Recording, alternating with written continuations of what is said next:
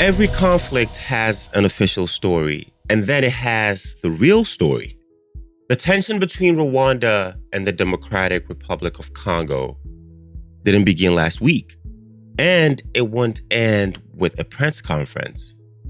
It's a storm built from history, minerals, militia, political strategy, and powerful offshore agendas who profit when Africans fight against each other.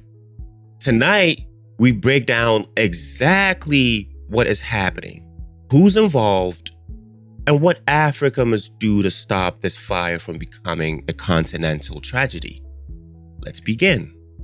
So, explained simply, you have two neighbors. One neighbor says, "You're helping the people who hurt us." The other neighbor says, "You are helping the people who fight us."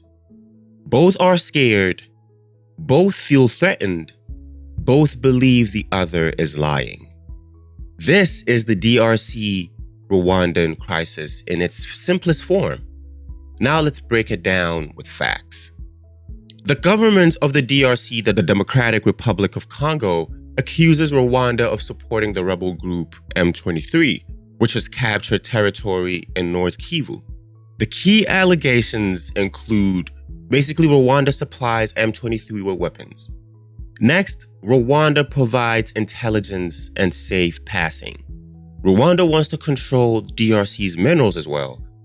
And coltan, gold, tungsten, basically minerals essential to global tech industries. Rwanda also interferes in Congolese politics, and Kinshasa says Rwanda uses militias to weaken the state.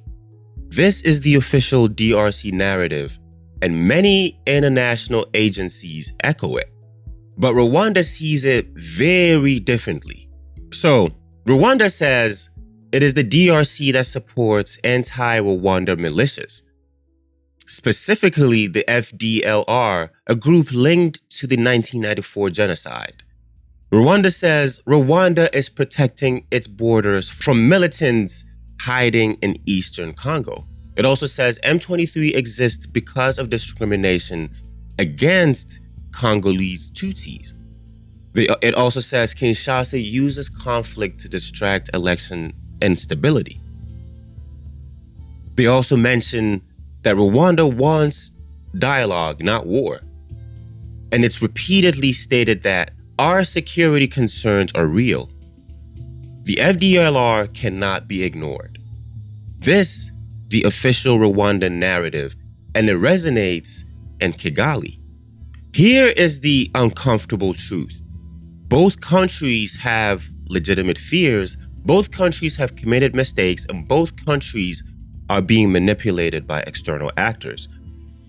Because this crisis is not only about ethnic identity or border control. This crisis is about minerals. See, the DRC is the richest mineral country on earth. Eastern Congo alone holds 60% of the world's cobalt, huge deposits of gold, coltan used in every smartphone, tin, tungsten, diamonds, you name it. Foreign corporations cannot extract minerals peacefully, so conflicts keep the region weak and contracts cheap. The longer Rwanda and the DRC fight, the richer offshore agendas become. The M23 issue is more complex than headline shows. The DRC says Rwanda controls M23. Rwanda says M23 is a Congolese problem. Uganda has been accused of involvement historically, and the UN experts confirm Rwanda's support.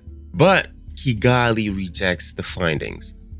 So who is telling the truth? The answer? M23 is both a symptom and a tool. A symptom of ethnic marginalization, weak governance, a region flooded with weapons. M23 is a tool for political pressure, mineral access, foreign negotiation leverage. Both sides use the group's existence to justify their next move. Inside the DRC, critics say Kinshasa mishandled peace talks, failed to integrate rebels, ignored grievances from Eastern communities, and they relied too heavily on emotional nationalism.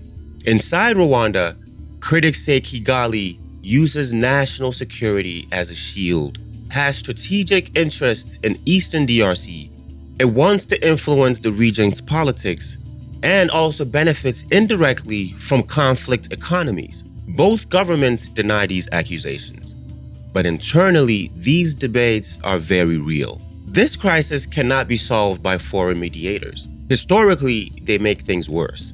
Africa must step in with African solutions by either one, an AU-led border security force, neutral, African, multilingual officers, zero foreign funding, but we know the AU is funded by somebody else. So let's see if that happens. 2, Mineral Transparency Pact. Any mineral extracted near the border must be traceable from mine to buyer. Remove the shadow economy. 3, joint Rwanda and DRC Truth Commission. Not to punish, but to expose manipulation and rebuild trust.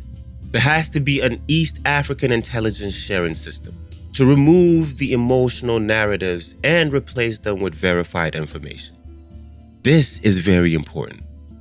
The youth must also have dialogues and programs along the border. See, conflict is inherited at home.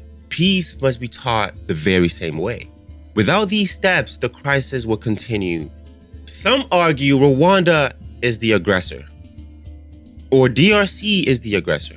They also argue M23 is the only problem, or FDLR is the only problem. Some mention foreign powers are exaggerating everything. All of those statements contain a piece of truth, but none contain the whole truth. The real enemy is not Rwanda. The real enemy is not the DRC.